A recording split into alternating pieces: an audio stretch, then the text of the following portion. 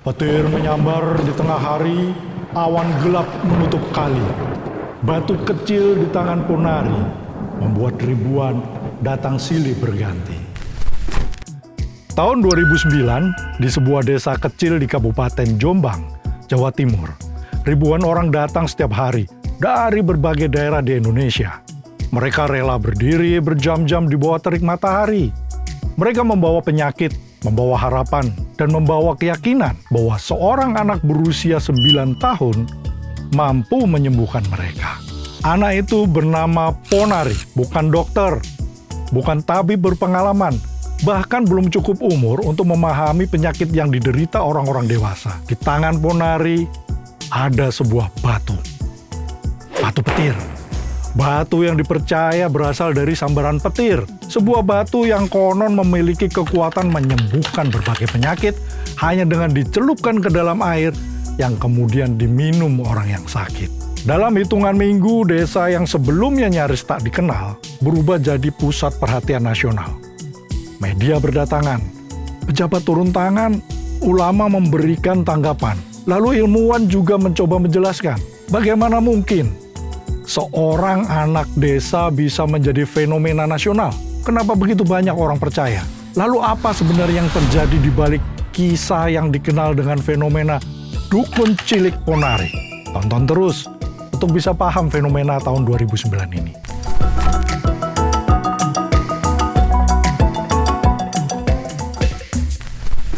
Untuk memahami fenomena Ponari, kita harus kembali ke Dusun Kedung Sari, Desa Balongsari, Kecamatan Megalo, Kabupaten Jombang. Menurut berbagai kesaksian yang beredar saat itu, semuanya bermula waktu Ponari sedang bermain di luar rumah, pas hujan deras. Lalu di tengah cuaca buruk itu, petir digambarkan menyambar area di dekat dirinya. Setelah kejadian itu, Ponari menemukan sebuah batu. Menurut pengakuan Ponari, batu tersebut ditunggui oleh dua makhluk gaib, perempuan dan laki-laki. Yang perempuan bernama Rani, yang laki-laki bernama Rono. Rani, Rono.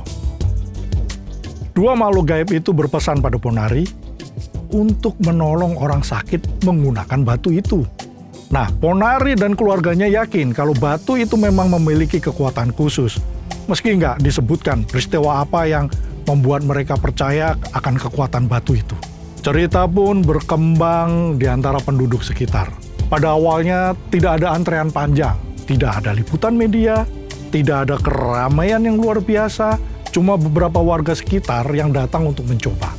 Katanya beberapa orang yang sakit mengaku merasakan perubahan kondisi setelah minum air yang telah dicelupi batu itu. Kabar itu pun lalu menyebar dari mulut ke mulut. Nah, dalam masyarakat pedesaan Indonesia, penyebaran informasi informal seringkali bergerak jauh lebih cepat daripada informasi resmi. Satu cerita keberhasilan dapat berkembang menjadi puluhan cerita baru. Dan ketika cerita itu berkaitan dengan kesembuhan, penyebarannya menjadi semakin cepat. Dalam waktu singkat, nama Ponari mulai dikenal di desa-desa sekitar Jombang. Belum ada yang menyadari bahwa fenomena ini akan berubah menjadi salah satu peristiwa sosial paling unik dalam sejarah Indonesia modern. Awal tahun 2009 menjadi titik puncak. Jumlah pengunjung meningkat drastis, ratusan orang datang tiap hari, lalu kemudian ribuan. Media nasional mulai meliput, gambar antrian manusia sepanjang jalan desa muncul di layar TV atau surat kabar seluruh Indonesia. Orang-orang datang dari Jawa Timur, lalu dari Jawa Tengah, Jawa Barat, bahkan ada yang menempuh perjalanan ratusan kilometer. Sebagian membawa anggota keluarga yang sakit, sebagian membawa anak-anak. Sebagian lagi hanya ingin membuktikan sendiri apakah keajaiban itu benar-benar ada. Desa kecil itu tidak siap menghadapi lonjakan manusia dalam jumlah yang sebesar itu. Jalan-jalan desa macet, lahan kosong berubah menjadi tempat parkir darurat. Pedagang dadakan bermunculan, warung-warung penuh, pedagang asongan mondar-mandir cangcimen, mijon gitu kira-kira ya. Nah, fenomena ponari secara tidak langsung menciptakan ekonomi baru di sekitar lokasi. Banyak warga mendapatkan pemasukan dari para pendatang. Sementara itu, sistem pengobatan ponari tetap sangat sederhana. Batu petir dicelupkan ke dalam air. Air kemudian diberikan kepada pasien. Praktik yang tampak sederhana inilah yang justru menjadi pusat perhatian nasional. Bagi sebagian orang, ini adalah bukti adanya mukjizat. Bagi yang lain, ini adalah contoh nyata bagaimana harapan dapat mengalahkan logika. Pertanyaan terbesar bukanlah apakah batu itu benar-benar memiliki kekuatan. Pertanyaan yang lebih menarik adalah kenapa begitu banyak orang percaya? Untuk menjawabnya, kita harus melihat kondisi sosial masyarakat Indonesia saat itu. Buat banyak keluarga, akses terhadap layanan kesehatan masih sangat terbatas. Biaya pengobatan dianggap mahal. Ingat ya, waktu itu belum ada BPJS. Lalu, rumah sakit terasa jauh. Sementara penyakit yang diderita belum tentu mendapatkan kesembuhan secara cepat. Dalam kondisi seperti ini, harapan menjadi komoditas yang sangat berharga. Ketika seseorang mendengar bahwa ada orang lain yang sembuh setelah datang ke ponari, cerita itu mulai punya dampak emosional yang sangat kuat. Psikolog menyebut fenomena ini sebagai social proof. Ketika banyak orang percaya pada sesuatu, individu lain cenderung ikut mempercayainya. Ditambah lagi dengan efek placebo. Dalam dunia medis, placebo adalah kondisi ketika keyakinan terhadap sesuatu pengobatan dapat menghasilkan perubahan yang benar-benar dirasakan oleh pasien. Pasien merasa lebih baik, keluhan berkurang, meski penyebabnya bukan berasal dari zat atau terapi yang diberikan. Fenomena placebo ini bukan hanya terjadi di Indonesia. Sepanjang sejarah dunia, berbagai masyarakat pernah mengalami gelombang kepercayaan terhadap penyembuh gaib, tokoh spiritual, maupun benda yang dianggap sakral. Ponari hanyalah salah satu contoh yang pernah terjadi di Indonesia pada era modern.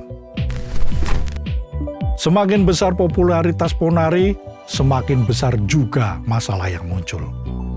Kerumunan manusia dalam jumlah masif menciptakan sebuah risiko yang serius. Ribuan orang berdesakan setiap hari. Pengaturan keamanan sangat minim. Kondisi semakin sulit dikendalikan.